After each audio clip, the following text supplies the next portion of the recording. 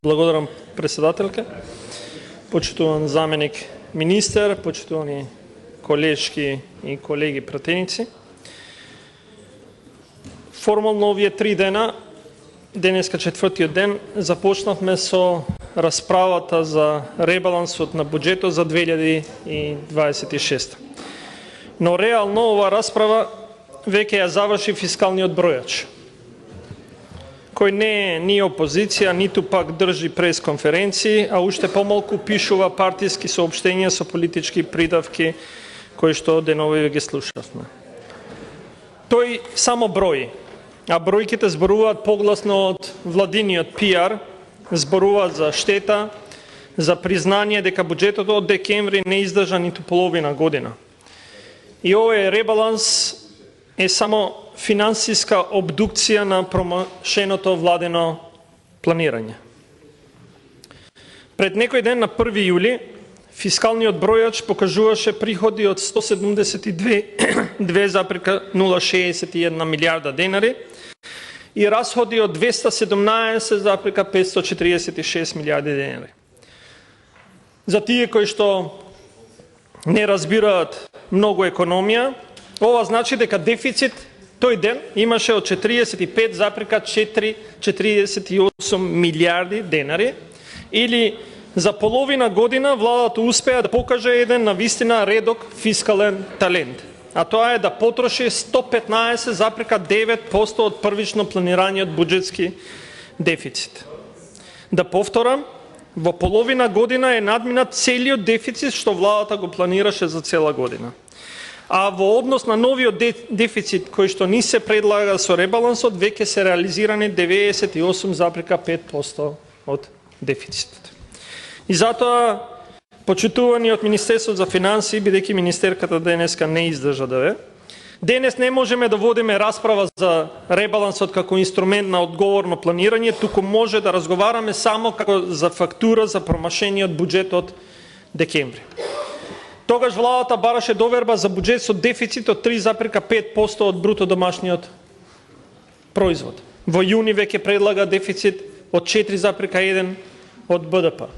Во апсолутни бројки дефицитот расте од 39,2 милиарди денари на 46,2 милиарди денари, односно за 7 милиарди денари повеќе или 17,9%. И ова, драги мои, е тотална промена на фискалната насока. Но уште поважно, не се вложува само вкупниот дефицит, се вложува и примарниот дефицит за тие што разбираат, односно салдото без каматите.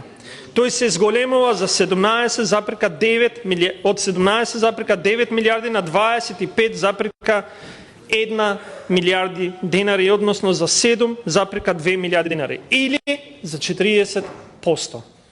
И ова е клучно. Владата не може да каже дека ова се камати, дека ова е стар долг или наследени обврски. Не, примарниот дефицит ја разобличува таа приказна.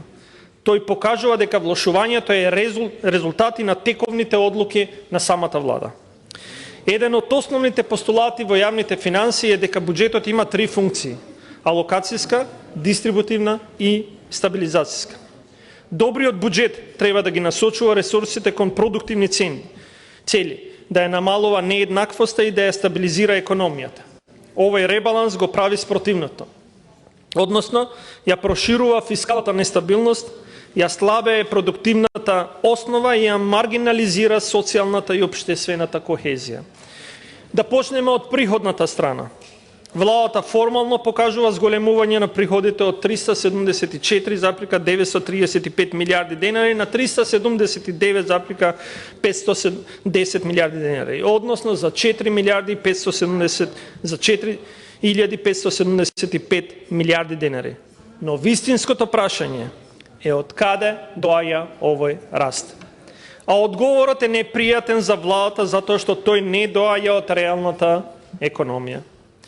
Даночните приходи се намалуваат од 215 милиарди денари на 213 милиарди денари, односно за некаде 911 милиони денари. Даночните приходи заедно со придонесите исто така се намалуваат од 335.971 милиарда на 335.667 милиарди денари. А најголемиот падек кај акцизите, минус 1,6 милиарди денари. Истовремено, растот на приходите се потпира на неданочните приходи, кои растат за 1,97 милиарди денари. И на донациите, кои растат за 2.714 милиарди денари. Владата не успева да покаже буџетски правец кон посилна економија и затоа прибегнува кон чисто сметководствени комбинации. Ова е приходна страна што изгледа подобро само затоа што е нашминкана со неданочни приходи, донации и нов долг. Даночната основа слабее, акцизите паѓаат, а владата се обидува тоа да го представи како стабилност. Тоа е исто како домаќинство што не заработува повеќе, туку зема по зајмица.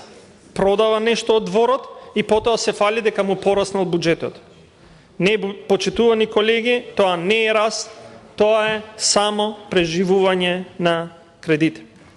Што значи дека владата не ја полни касата со посилна економија, туку ја крпи буџетската дупка со еднократни приходи и задолжување. Кај расходната страна сликата е исто така јасна. Вкупните расходи растат од 114.174 милиарди денари на 425.774 милиарди денари, или за 11,6 милиарди денари. И владата секако ќе се обиде да каже и се обиде овие 3 дена да каже дека ова е развоен ребаланс, затоа што капиталните расходи растат за 5,8 милиарди денари. Но тоа е само половина од приказната. Другата половина е дека тековните расходи растат за 5,4 милиарди денари. Тоа значи платите и надоместоците растат за 1,1 милиарда денари, субвенциите растат за 3 милиарди, социјалните трансфери растат за 2 милиарди. И за сите, овие расходи не се еднократни. Тие преминуваат во трајна обврска. Затоа, одговорната буџетска политика не е фокусирана само на тоа колку се троши, туку кон нешто што е уште поважно, а тоа е кој вид на расходи се создаваат. Во овој контекст, владата го зголемува дефицитот за да ги покрие трајните расходи кои не се подкрепени со трајни приходи. Во првите 5 месеци од 2026 година веќе беше јасно дека првичниот буџет не издржува. До мај приходите изнесуваа 140 милиарди денари, расходите 168 милиарди денари, а дефицитот 28,5 милиарди денари. Тоа значи дека до мај веќе беа реализирани 72,6% од планираниот буџетски дефицит. И тоа беше јасен сигнал дека првичната дефицитна рамка веќе не е одржлива. И затоа, почитувани колеги, овој ребаланс е своевиден записник за веќе направената штета. Или поилустративно кажано, буџетот се дебеле, економијата слабе, а граѓаните ја влечат преколката на владината неодговорност. Ребалансот доаѓа и во полоша макроекономска средина од онаа што владата ја представуваше кога го носеше буџетот за 2026 година. Проекцијата за реален раст на бруто домашниот производ се ревидира од 3,8% на 3,5%. Во првиот квартал растот е 3,1%. Инфлацијата е ревидирана нагоре на 4,5%, а просечната инфлација во првите 5 месеци изнесува 4,3%. Ова значи дека имаме послаб раст и повисоки цени, а владата одговара со поголем дефицит, што значи трошење на повеќе пари токму кога приходната динамика слабе и кога фискалната предпазливост треба да биде поголема. Една од елементарните лекции во економијата е дека фискалната политика треба да биде стабилизатор, а не засилувач на нестабилност. Кога економијата е под притисок, државата мора да биде прецизна, таргетирана и внимателна. Но нашата влада го прави спротивното. Го шири дефицитот, ја зголемува зависноста од задолжувањето и не ја гради продуктивната база што треба да го носи идниот раст. Ако се погледне структурата на растот, сликата воопшто не е охрабрувачка. Јавната потрошувачка во првиот квартал расте 5,5% од бруто инвестиции, а бруто инвестициите само 1,5%. Индустријскиот сектор бележи пад од 0,8%, а високоградбата пад од 30,6%. И ова не е слика на економија што станува попродуктивна или трета во Европа. Владата зборува за инвестиции, но крати таму кај што треба да се создава додадена вредност. Владината програма Економски развој се намалува од 8 милиарди денари на 7,3 милиарди денари, односно за 661 милион денари. Под програмата Унапредување на деловните активности се намалува од 1,6 милиарди на само 371 милион денари. Тоа е пад од 1,2 милиарди или 76,4%. Под програмата Д9 финансиска подршка на инвестиции се намалува од 1,2 милиарди денари на 1 милиарда денари. И тоа е кратење на 200 милиони денари. И затоа, почитувани колеги, нема продуктивна економија без инвестиции, нема повисоки плати без поголема додадена вредност, нема извоз без технолошка модернизација. Поддршката за мали и средни предпријатија останува речиси символично, околу 15 милиони денари за цела држава. За сектор кој е најширока база за вработување, локална економија, регионален развој и предприемачка енергија. Имаме една економска нелогичност. И тоа не е единствено. Мерки за намалување на сиромаштијата се намалуваат за 126 милиони денари. Потикнувањето на вработувањето преку Агенцијата за вработување се намалува за 125,6 милиарди. Активните мерки за вработување се ревидираат надолу. Значи, во земја каде што ни треба поголема работна активност, поголема формална вработеност и поголема продуктивност, владата крати токму таму каде што треба да се активираат луѓето. Ребаланс што не произведува одржлив раст, тој произведува зависност. Зависност од долг, зависност од трансфери, зависност од тековни интервенции и зависност од политичка распределба. Да зборуваме и за така наречената фискална дисциплина. Владата ќе каже дека стоките и услугите се намалуваат. Да, на агрегатно ниво има намалување. Но кога ќе се погледне внатрешната структура, сликата е сосема поинаква. Договорните услуги растат за 898 милиони денари. Другите тековни расходи растат за 1,2 милиарди денари. Разните трансфери растат за 4,7 милиарди денари. Резервите и недефинираните расходи растат за 629 милиони денари. И ова е познат трик. Се кратат видливи ставки, а се зголемуваат помалку видливите. Се намалуваат возила и мебела, а растат договорните услуги. Други тековни расходи и разни трансфери. Се забележува фискална недисциплинираност која се затскрива со преместување на дискреционата потрошувачка во потешко читливи буџетски линии. А сега да се осврнеме на капиталните расходи. Да, тие растат. Но не секој капитален расход е развој. Развој е кога инвестицијата создава продуктивност, пристап до услуги, регионална рамнотежа, нови капацитети и долгорочна конкурентност. Владата веројатно ќе се повика и се повикува на златното правило, дека задолжувањето оди за инвестиции. Но и тука бројките ја расипуваат владината презентација. Капиталните расходи со ребалансот се 45.936 милиарди денари, а дефицитот 46.264 милиарди денари. Значи, дефицитот е повисок од капиталните расходи за околу 328 милиони денари. А во реалното извршување до мај сликата е уште појасна. Дефицитот до мај е 28.457 милиарди денари, а капиталните расходи од 15.353 милиарди денари. Дефицитот е за околу 13,1 милиарда денари поголем од капиталните расходи. Тоа значи дека во практиката до мај не може да се тврди дека задолжувањето е покриено со капитални инвестиции. Златното правило овде не е правило, туку само златна реторика. Голем дел од растот оди кон инфраструктурните проекти во општините. Тоа може да биде добро ако има методологија, критериуми или регионален баланс.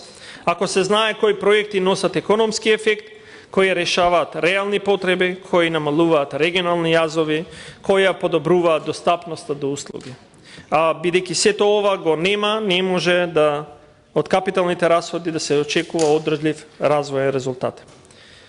И затоа, почитувани колеги и колешки, буџетот ја надминува економската рамка, но на него може да се гледа само и низ вредносна диоптрија. Тој кажува кого државата гледа, а кого не гледа. Кого поддржува, а кого остава на маргините. Во овој ребаланс, социјалната и општествената кохезија се третираат како споредна, маргинална и неважна работа. Средствата кај Министерството за односи меѓу заедниците се намалуваат од 173 милиони денари на 159 милиони денари. Одбележувањето на националниот ден на етничките заедници се намалува од 6 милиони на 3 милиони. Поддршката за ромите се намалува од 6,1 милион денари на 4,2 милиони денари и така натаму. Крати кај ромите, кај лицата со попреченост, дневните центри, жените земјоделки, кај политиките за недискриминација, мали износи во однос на вкупниот буџет, но големи сигнали за вредносната ориентација на оваа влада. Кога имате милиарди за проширување на дефицитот, а немате неколку милиони за инклузија, тогаш проблемот не е во парите. Проблемот е во приоритетите. И затоа, кога владата крати кај оние што најмалку се слушаат во нашата држава, тогаш буџетот станува огледало на низиниот карактер. Една држава не се држи само со патишта и долгови. Се држи со доверба, со чувство дека сите граѓани припаѓаат, со институции што ги гледаат различностите како вредност, а не како нешто што треба да биде последно во буџетскиот ред. И затоа, почитувани, сега да зборуваме малку и за јавниот долг. Во самиот ребаланс е наведено дека на 31 март 2026 година јавниот долг достигнува 10,7 милиарди, односно 58,9%. А ја слушнавме, министерката рече 59,8% и тоа било многу добро, но со официјалната проекција тоа треба да достигне 61,5% од бруто домашниот производ. Тоа значи дека државата се движи над референтниот праг од 6% од бруто домашен производ. Дефицитот се зголемува, примарниот дефицит се влошува, нето странското задолжување се зголемува за над 16 милиарди денари, а јавниот долг оди кон 61,5% од бруто домашниот производ. На крајот на 2023 година јавниот долг беше околу 8,5 милиарди денари во апсолутен износ. Сега се движи околу 11 милиарди евра, нов должнички товар од приблизно 2,5 милиарди евра. И во ова не е вклучено новиот дефицит. И тука не смееме да дозволиме владата да се крие зад проценти. Процентите, драги мои, се важни, но долгот се враќа во пари. Граѓаните не враќаат процент од бруто домашниот производ. Враќаат денари и евра, со камати, рокови и идни ограничувања. Почитувани, одржливоста не зависи само од висината на долгот, туку од односот меѓу растот, каматите и примарното салдо. Ако економијата расте побрзо од каматниот товар и ако примарното салдо е под контрола, долгот може да биде управлив. Но што имаме ние? Пониско проектиран раст, повисока инфлација, влошен примарен дефицит и задолжување што не е доволно врзано за продуктивност. Имаме опасна, разорна комбинација за нашата економија создадена од оваа влада. Дополнителен притисок се и доспеаните, а неплатени обврски.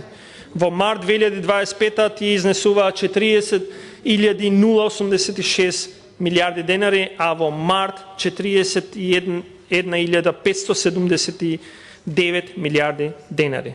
Тоа е раст за 1,5 милиарди денари, односно 3,7% на неплатените обврски. Тоа се фактури што не се платени денес, но ќе мора да ги плати некој следен буџет.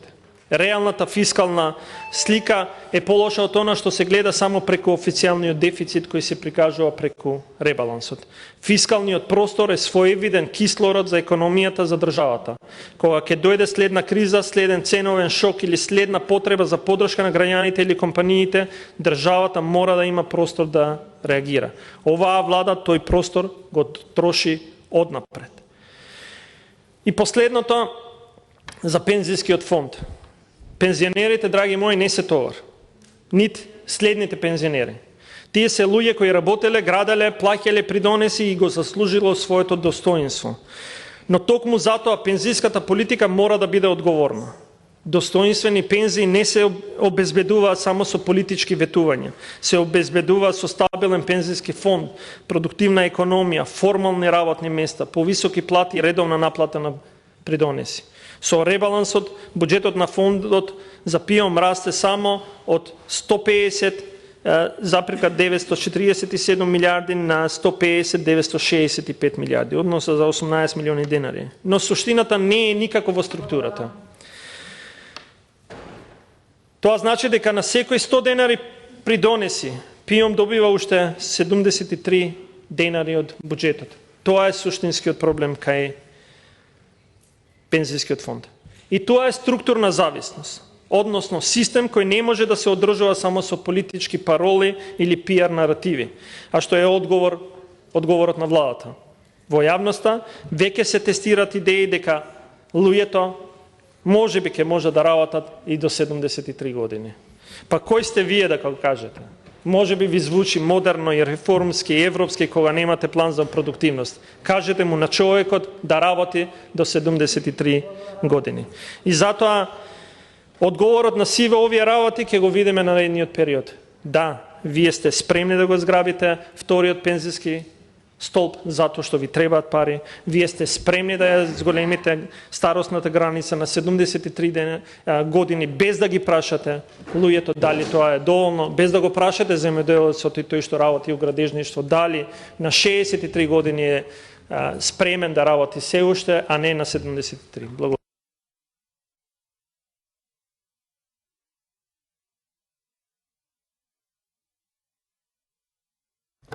Реплика Бојан Стојановски.